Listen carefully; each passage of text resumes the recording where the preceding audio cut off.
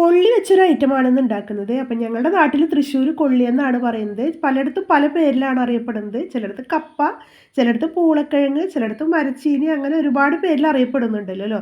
ഇന്ന് കൊള്ളി വെച്ച് ഒരുപാട് ഐറ്റംസ് നമ്മൾ ചെയ്തെടുക്കുന്നുണ്ട്. പാൽക്കപ്പ, കപ്പ ബിരിയാണി, അങ്ങനെ ഇഷ്ടംപോലെ ഐറ്റംസ് ചെയ്യുന്നുണ്ട്. പണ്ടൊക്കെ കൊള്ളി വെച്ചിട്ട് ഒരു കൊള്ളി ചമ്മന്തി, അല്ലെങ്കിൽ ഒരു കൊള്ളി ഉപ്പേരി, അല്ലെങ്കിൽ കൊള്ളി ചാള ഇട്ട് വെക്കുക, ഇത്രയൊക്കെ തന്നെ പണ്ട് ചെയ്യാറുള്ളൂ അല്ലേ. പണ്ടത്തെ കൊള്ളിയുടെ ടേസ്റ്റ് ഇന്ന് കൊള്ളിക്ക് പല രീതിയിലായിട്ടാണ് നമുക്ക് കിട്ടുന്നത്. അപ്പോൾ നമുക്കിന്ന് കൊള്ളിയും മുട്ടയും വെച്ചാണ് ഞാൻ ഉണ്ടാക്കുന്നത് കേട്ടോ. അപ്പോൾ നമ്മൾ കൊള്ളി തൊലി കളഞ്ഞെടുക്കുമ്പോഴേ കൊള്ളിയുടെ തൊലിയുടെ മുഖത്ത് നമ്മൾ കടയിൽ നിന്നൊക്കെ കൊണ്ടുവരുമ്പോൾ തൊലിയുടെ പുറത്ത് നമുക്ക് നല്ല ചളി ഉണ്ടാവും. അപ്പോൾ ആദ്യം ആ കൊള്ളി തൊലിയോടുകൂടി കഴുകിയതിന് ശേഷം പിന്നെ നമുക്ക് തോല് കളയുമ്പോൾ നമുക്ക് ആ ചെളിയൊന്നും ഈ കൊള്ളിയുമ്പോൾ പറ്റി പിടിക്കില്ല. അല്ലെങ്കിൽ ഈ വെളുത്ത കൊള്ളി നമ്മൾ തൊലി കളഞ്ഞെടുക്കുമ്പോഴത്തേനും ചുവന്ന കൊള്ളിയായി മാറും അല്ലേ. അപ്പോൾ നമുക്ക് ഇങ്ങനെ ഒന്ന് കഴുകി വൃത്തിയാക്കിയെടുത്ത് ഒന്നും കൂടി കൊള്ളി നല്ല ഭംഗിയിൽ കിട്ടും കേട്ടോ, അഴുക്കില്ലാതെ കിട്ടും. അപ്പോൾ നമുക്ക് കൊള്ളി ഇങ്ങനെ കഴുകിയെടുത്തതിന് ശേഷം നമുക്ക് ചെറുതായിട്ട് കട്ട് ചെയ്തെടുക്കണം. അപ്പോൾ നമ്മളെ കൊള്ളിയൊക്കെ കൂടെ വൃത്തിയായി കിട്ടിയിട്ടുണ്ട്. നമുക്കിനി അത് കട്ട് ചെയ്തെടുക്കാം. പണ്ടൊക്കെ പാടത്ത് പണിക്ക് പോകുമ്പോൾ നമ്മളുടെ മുതിർന്നവരൊക്കെ പണിക്ക് പോകുമ്പോൾ, അതായത് നമ്മളുടെ വല്യപ്പന്മാരുടെ കാലത്തൊക്കെ അവർ പണിക്ക് പോകുമ്പോൾ കൂടുതലും കഴിച്ചിരുന്നത് കൊള്ളി, കാച്ചിൽ, അതുമാതിരി ചേമ്പ്, അങ്ങനത്തെ നല്ല നല്ല ശരീരത്തിന് ആരോഗ്യമുള്ള ഐറ്റംസാണ് കഴിച്ചിരുന്നത്.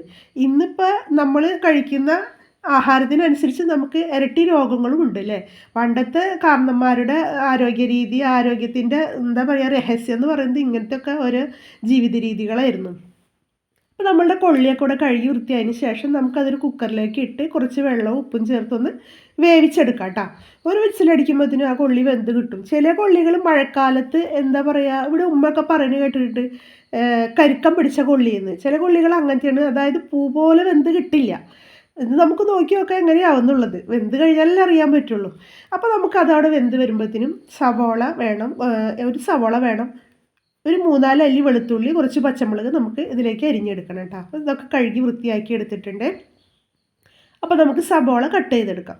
സവാള കട്ട് ചെയ്യുമ്പോൾ നമുക്ക് എന്താണെന്ന് വെച്ചിട്ടുണ്ടെങ്കിൽ ആ സവാളയുടെ നടുവിലായിട്ട് കാണുന്നൊരു പോർഷനില്ല, ആ വെളുത്ത് കട്ടി പിടിച്ചത്, അതാദ്യം കളയാതെ നമുക്ക് സവാള കട്ട് ചെയ്തെടുക്കുകയാണെന്നുണ്ടെങ്കിൽ നമ്മളെ കണ്ണിൽ നിന്ന് വല്ലാതെ കണ്ണീര് വരില്ല കേട്ടോ. അല്ലെങ്കിൽ ഈ സവാള കട്ട് ചെയ്ത് കഴിയുമ്പോഴത്തേനും നമ്മൾ ഒരുപാട് കരയേണ്ടി വരും. അപ്പോൾ നമുക്കത് കട്ട് ചെയ്ത് കളയാതെ ആദ്യം നമുക്ക് കട്ട് ചെയ്തെടുക്കുകയാണെന്നുണ്ടെങ്കിൽ ഏറ്റവും ലാസ്റ്റ് ആ ഭാഗം കട്ട് ചെയ്ത് കളയാം. ഞാൻ എൻ്റെ സംസാരത്തിനിടയിൽ അതൊക്കെ ആദ്യം കട്ട് ചെയ്ത് പോയിന്നാണ് തോന്നുന്നത്. എനിക്ക് കണ്ണീര് വരുമ്പോൾ അറിയാം എന്താണ് അവസ്ഥ എന്നുള്ളത്.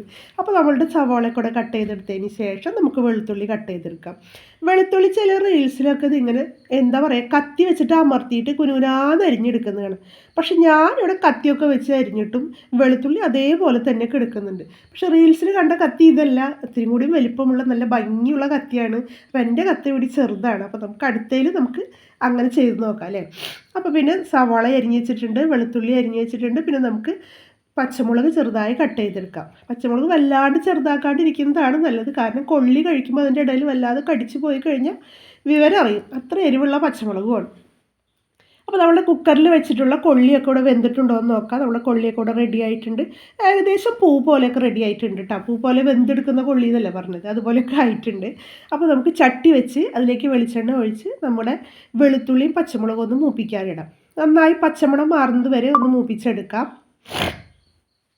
എനിക്ക് ചെറുതായി ജലദോഷമുണ്ട്, അതിൻ്റെ ഇടയിൽ എൻ്റെ സൗണ്ടിനൊക്കെ ഒരു ബുദ്ധിമുട്ടുണ്ട്. അപ്പോൾ നമുക്ക് നമ്മളുടെ എന്താ പറയുക, വെളുത്തുള്ളിയും പച്ചമുളകൊക്കെ വഴന്നതിന് ശേഷം നമ്മുടെ സവാള ഇട്ട് കൊടുക്കുക. അതിലേക്ക് കുറച്ച് ഉപ്പുപൊടി ഇട്ട് കൊടുക്കണം. കാരണം വെച്ചാൽ നമ്മൾ അതിലേക്ക് ഇനി അടുത്തതായിട്ട് മുട്ട ചേർത്ത് കൊടുക്കണം. പിന്നെ അതൊക്കെ ചേർക്കുമ്പോൾ നമുക്ക് പിന്നെ വേറെ ഉപ്പ് ചേർക്കാൻ പറ്റില്ല. അപ്പോൾ നമുക്ക് സവാള വഴറ്റുമ്പോൾ തന്നെ നമുക്ക് അതിലേക്ക് കുറച്ച് ഉപ്പ് ചേർത്ത് കൊടുക്കാം, കുറച്ച് കറിവേപ്പില ചേർത്ത് കൊടുക്കാം. അതൊക്കെ ഒന്ന് വഴണ്ട് വന്നതിന് ശേഷം നമുക്ക് വല്ലാതെ എന്താ പറയുക, മൊരിച്ചെടുക്കേണ്ട ആവശ്യമൊന്നുമില്ല. ഒന്ന് കടിക്കുന്ന രീതിയിൽ സവാളയൊക്കെ ഒന്ന് വഴന്നാൽ മതി. പിന്നെ നമുക്കതിലേക്ക് ഏറ്റവും കൂടുതൽ വേണ്ടത് കുരുമുളക് പൊടിയാണ് കേട്ടോ. കുരുമുളക് പൊടി നല്ലോണം ഒന്ന് ഇട്ട് കൊടുക്കാം. കാരണം വെച്ചാൽ അതിൻ്റെ ആ ഒരു ഫ്ലേവർ നന്നായി ഉണ്ടായിരിക്കണം. പിന്നെ തന്നെയല്ല, നമ്മൾ എരിവിന് വേറെ എന്താ പറയുക, മുളക് പൊടിയോ അങ്ങനത്തെ ഐറ്റംസ് ഒന്നും ചേർക്കുന്നില്ല. ഒരു 3-4 പച്ചമുളക് മാത്രമല്ലേ ചേർക്കുന്നുള്ളൂ. അപ്പോൾ കുരുമുളക് പൊടി നന്നായി ഉണ്ടായിരിക്കുന്നത് നല്ലതാണ്. അതിൻ്റെ ആ ഒരു മണവും രുചി ഒരു പ്രത്യേക ടേസ്റ്റ് കൂട്ടും. പിന്നെ നമുക്കതിലേക്ക് കുറച്ച് ഗരം മസാല ചേർത്ത് കൊടുക്കണം കേട്ടോ. ഗരം മസാലയും കുരുമുളകൊക്കെ ചേർത്ത് നന്നായി ഒന്ന് മൂത്തതിന് ശേഷം നമ്മൾക്കൊരു 4 കോഴിമുട്ട ഞാനിവിടെ ഇതിലേക്ക് ചേർത്ത് കൊടുക്കുന്നുണ്ട്. അപ്പോൾ 4 കോഴിമുട്ട നമുക്കിതിലേക്ക് ഉടച്ച് നന്നായി എന്താ പറയുക, കൊത്തി പൊരിച്ചെടുക്കാം കേട്ടോ. പണ്ട് എനിക്ക് സ്കൂളിലൊക്കെ പോകുമ്പോഴേ മുട്ട ഓംലെറ്റ് ഉണ്ടാക്കി തന്നേലും കൂടുതൽ ഇഷ്ടം മുട്ട അങ്ങനെ കൊത്തി പൊരിച്ച് തരുമ്പോൾ. അപ്പോൾ ആ കൊത്തി പൊരിച്ച് എന്താ പറയുക ചെറിയ ചെറിയ കഷ്ണങ്ങളായിട്ട് ചോറിൽ കുഴച്ച് തിന്നുമ്പോൾ ഒരു പ്രത്യേക ടേസ്റ്റ് ആട്ടാ. എനിക്ക് കൂടുതൽ ഇഷ്ടം മുട്ട കൊത്തി പൊരിച്ചതാണ്. അപ്പോൾ നമുക്ക് ആ മുട്ടയൊക്കെ അങ്ങനെ കൊത്തി പൊരിച്ച് നന്നായി ഡ്രൈ ചെയ്തെടുക്കണം കേട്ടോ. അപ്പോൾ അതൊക്കെ ഇവിടെ റെഡിയായി വന്നിട്ടുണ്ട്. നമ്മളുടെ വെള്ളത്തിൻ്റെ അംശമൊക്കെ വറ്റി നമുക്ക് മുട്ടയൊക്കെ ഇവിടെ നന്നായി ഡ്രൈ ആയി വന്നിട്ടുണ്ട്. അതിലേക്ക് നമ്മളുടെ കൊള്ളീനെ ചേർത്ത് കൊടുക്കാം. കൊള്ളീനെ ചേർത്ത് വെറുതെ ഒന്ന് ഇളക്കി കൊടുത്താൽ പോരാ. കൊള്ളി നന്നായി മുട്ടയായിട്ട് നന്നായി മിക്സ് ചെയ്ത് വരണം. അതായത് നന്നായി എന്താ പറയുക ചട്ടകം കൊണ്ട് കുത്തി ഉടച്ച് നമ്മൾ തട്ടുകടയിലൊക്കെ കണ്ടിട്ടില്ലേ, ചെന്ന് കഴിഞ്ഞിട്ടുണ്ടെങ്കിൽ അടിക്കുന്ന ഈ ഈ ചട്ടകം കൊണ്ട് കുത്തുന്ന സൗണ്ട് എവിടെ കേൾക്കാം. അപ്പോൾ അതേപോലെ തന്നെ നന്നായി അങ്ങോട്ട് കൊള്ളീനെ അങ്ങോട്ട് ഉള്ള ദേഷ്യം മുഴുവൻ അങ്ങോട്ട് തീർത്ത് കൊടുക്കാം. അപ്പോൾ അതല്ലാന്നുണ്ടെങ്കിൽ നമുക്ക് സ്റ്റീൽ ഗ്ലാസ് ഉണ്ടെന്നുണ്ടെങ്കിൽ ഗ്ലാസ് കൊണ്ട് ഇങ്ങനെ ഗ്ലാസിൻ്റെ വായ വെച്ചിട്ട് ഇങ്ങനെ നന്നായി അമർത്തി കൊടുത്തു കഴിഞ്ഞാൽ നന്നായി മിക്സ് ആവും കേട്ടോ. എന്നാലേ നമ്മൾ ഈ പറഞ്ഞൊരു ടേസ്റ്റ് അതിന് കിട്ടുള്ളൂ. അതായത് ഈ മുട്ടയും കൊള്ളിയും നന്നായി ചേർന്ന് അങ്ങോട്ട് കിട്ടണം. അപ്പോൾ ഏകദേശം ഒരു പരുവത്തിലാക്കി എടുക്കുക. അതിന് നമ്മളുടെ അലുമിനിയത്തിന് ചട്ടി പറ്റില്ല, കടായി പറ്റില്ല, നമുക്ക് ഇൻഡാലിയത്തിൻ്റെയോ ഇരുമ്പിൻ്റെയോ ചട്ടി തന്നെ വേണം. അതിലായെങ്കിൽ നമുക്കിത് നമ്മൾ ഉദ്ദേശിച്ച രീതിയിലായി കിട്ടുള്ളൂ. അപ്പോൾ നമ്മളുടെ കൊള്ളി മുട്ടയൊക്കെ ഇവിടെ റെഡിയായി വന്നിട്ടുണ്ട്. നല്ല മണമൊക്കെ വരുന്നുണ്ട്. അതായത് ഗരം മസാലയുടെ മണവും കുരുമുളകിൻ്റെ മണമൊക്കെ നന്നായി നമുക്ക് കിട്ടുന്നുണ്ട് കേട്ടോ. അപ്പോൾ നമ്മൾ ഉദ്ദേശിച്ച ഐറ്റം ഇവിടെ സൂപ്പറായിട്ട് റെഡി ആയിട്ടുണ്ട്. ഇനി കഴിച്ച് നോക്കേ വേണ്ടൂ. കഴിക്കുമ്പോഴും നല്ല ടേസ്റ്റ് തന്നെയായിരിക്കും. അപ്പോൾ നമ്മൾ ചട്ടിയിൽ ഇങ്ങനെ എടുക്കുമ്പോൾ ഒരു ഭംഗി പോരാ. അപ്പോൾ നമുക്ക് അതടുത്തതായിട്ട് ഒരു പാത്രത്തിലേക്ക് സെർവ് ചെയ്തെടുക്കാം. സംഗതി സൂപ്പറായി വന്നിട്ടുണ്ട്. അപ്പോൾ നമ്മളുടെ ചൂട്ടോടെ നമ്മളുടെ പാത്രത്തിലേക്ക് ഇവിടെ വിളമ്പി വന്ന പിന്നെ അതിലേക്ക് എന്താ ചേർക്കണ്ടേ പറയടോ? പിന്നെ ചേർക്കേണ്ടത് എന്താ? മല്ലിയില. അതില്ലാതെ ഒരു കൊള്ളി ഉണ്ടോ? അപ്പോൾ നമുക്ക് തട്ടുകടയിലൊക്കെ കിട്ടുമ്പോൾ ഈ മല്ലിയിലയുടെ മണമൊക്കെ ചെല്ലുമുണ്ടല്ലോ. അതായത് കപ്പ ബിരിയാണി എന്ന് പറഞ്ഞിട്ട് കൊള്ളിയും പൊട്ടി എന്നൊക്കെ പറഞ്ഞ് തട്ടുകടയിൽ തരും. അതൊക്കെ ഒരു പ്രത്യേക ടേസ്റ്റാണ്. അപ്പോൾ നമ്മളുടെ ആ പരിപാടി കൂടി ഇതിൽ ചേർത്ത് കൊടുത്തിട്ടുണ്ട്. മല്ലിയില ചേർത്ത് ഇത് കഴിക്കുമ്പോൾ ഒരു പ്രത്യേക രസം തന്നെ കേട്ടോ. എനിക്ക് നല്ല പോലെ ഇഷ്ടപ്പെട്ടു.